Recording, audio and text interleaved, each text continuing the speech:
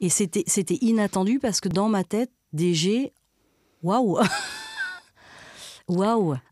Quand on prend le rôle de DG, il y a quand même le côté responsabilité qui est différent, hein, j'allais dire, de la Poste, c'est le mandat social. Quand on est responsable des salariés, on est responsable des finances.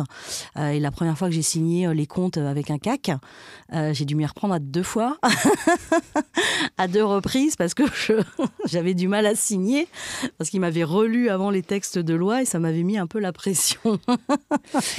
Non mais c'est bien. Comment est-ce que vous avez accédé à ce poste-là? Vous avez postulé, chasseur de tête? Je travaillais en fait dans une société de services qui vendait des services en fait sur Internet.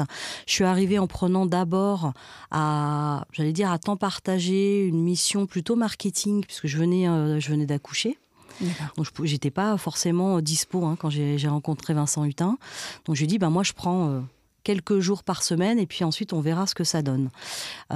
Et ensuite ça a donné quelque chose de bien. Entre-temps il y a eu un changement de président, c'était devenu Jean-Christophe Defline et Jean-Christophe Defline m'a positionné en tant que DG. C'était inattendu. Donc vous n'avez pas postulé pour le poste de DG? C'était pas DG en tant que tel. Non, vous avez non. Et c'était inattendu parce que dans ma tête, DG, waouh. Waouh.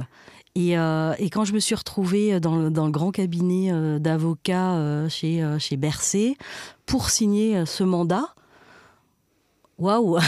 Alors j'ai pas pu faire de photos parce que j'aurais été trop contente, mais c'était quand même quelque chose. Et c'est grâce à Jean-Christophe Defline que je suis arrivée là. Donc c'est un homme qui m'a portée sans trop me préparer quand même, mais pour lui c'était évident.